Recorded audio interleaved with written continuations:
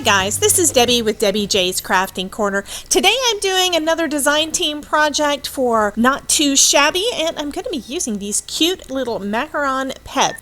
I had already stamped out all of those cute little images, all of those little Macaron pets, they are adorable. I had already stamped those images out on a previous project, and I only used one of them, so I'm going to go ahead and use the rest of them on this card. And I decided I'm going to do a regular slimline, so I went into one of my paper packs, and I am cutting out a piece of pattern paper to go along the front, and I'm going to use it kind of as the inspiration for my coloring. I'm doing some pretty simple coloring here. I don't really do real fancy. Plus, these images aren't quite big enough to do anything too elaborate.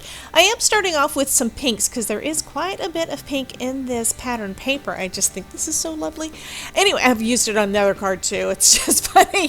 So I'm starting off with this little bunny, and I'm coloring the filling on the macaron with those pinks. So I'm using my Spectrum Noir markers, and I'm starting off with the PP family. So this is PP1, PP2, and PP4, I believe. And of course the PP4 is the darkest, so I'm going ahead and putting that down as all of my shadows, and then blending that out with the other two markers.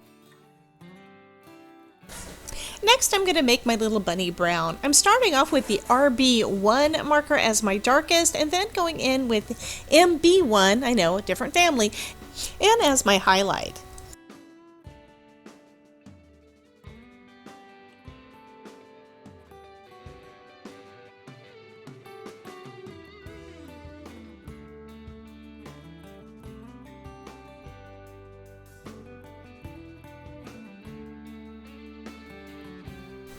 Then, as I tend to do, I'm going back in with the darker marker to give it a little bit more contrast and just darken up that color a little bit.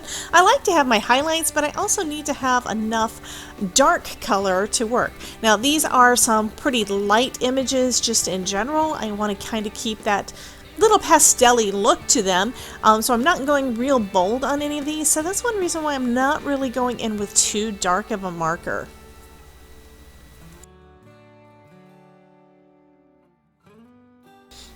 For the little fluffy, I'm not sure what this is, I think it's meringue, but for that I decided to go in with a GB1 and GB4.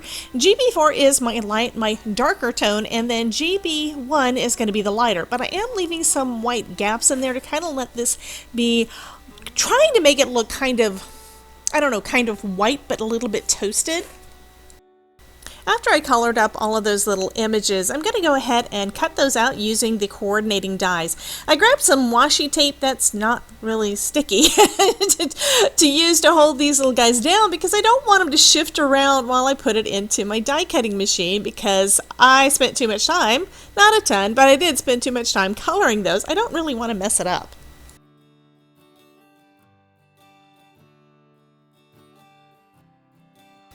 Yeah, I know I said that the washi tape wasn't really all that sticky. Well, it wasn't until I put it through the machine, and then it didn't want to let go.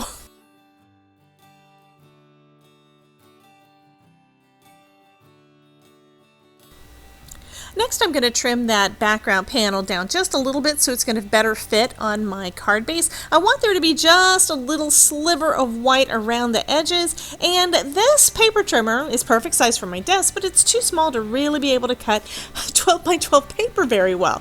So I'm finally get it down to the right size, and then I'm going to glue it to the front of my card base.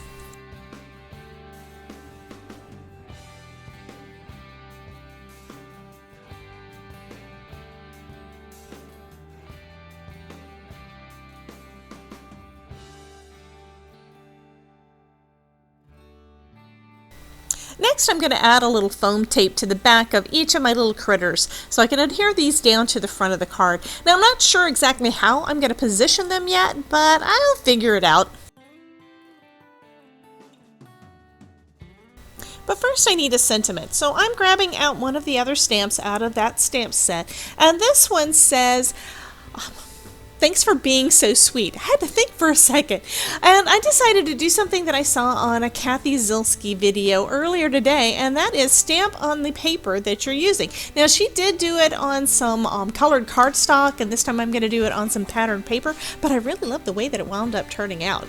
I'm stamping that in some VersaFine Clear Onyx Black ink. I believe that is Onyx Black. Anyway, I'm stamping it out in this dark black ink, and it is just stamping perfect, but I want to be on the safe side, so I do some double stamping on there.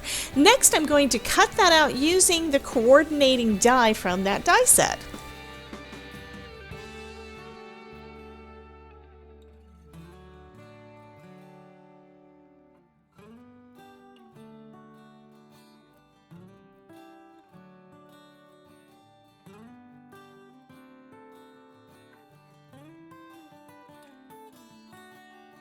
Next, I'm going to cut a couple more of that same outline shape out of some white cardstock. The piece that I happened to come across was a scrap that I already had adhesive on the back. It's got some double-sided adhesive tape on there, and I completely forgot that I had this one, so I'm going to go ahead and use it.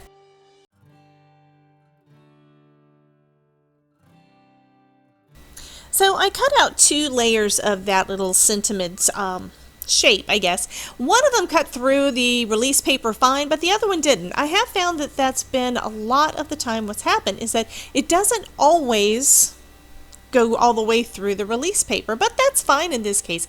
Didn't really need to stay there. So what I'm doing now is I'm going to go ahead and glue that sentiment onto this layered piece that is now 2 layers thick, and that's going to give me 3 layers. It's going to add just a little bit of dimension to that sentiment.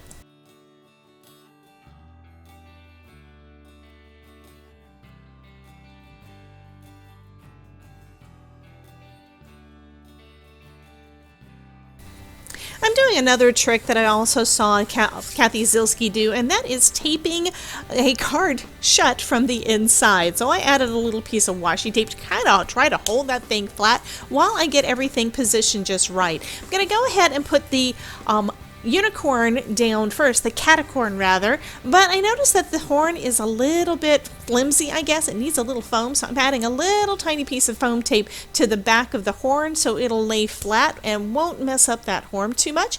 And I'm going to position this little guy in the center, rather between the 2 other characters. What I decided to do is have everything shifted slightly to the left, and that leaves room for that sentiment. And I'm also going to take out my Creative Corners ruler here so that I can get everything lined up just right so that they are kind of balanced. They don't look like they're, you know, one's higher than the other. And I'm bouncing the little bunny around a little bit so that it fits right where it needs to. And then I'm going to also put my sentiment down in basically the same spot. I go ahead and grab some glue to put on the back, and then I realized, oh yeah, this has adhesive already on there because of that double-sided adhesive tape. So I kind of wasted a little bit of glue, but that's okay. Lining it up with that ruler as well, so everything's going to be lined up straight there, and I think that just turned out great. But you know what? I always have to add a little bit more. So I am grabbing some little heart confetti that I picked up at Michael's a while back, and I'm going to go ahead and add a few of those little hearts to the card.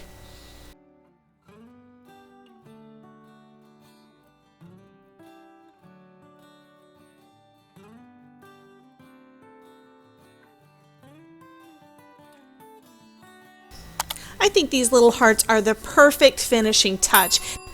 I know you're going to want to see some more design team projects using the Not2Shabby Shop products, so be sure to check out one of these videos here. You guys have a wonderful day, and remember, if I can make it, you can too.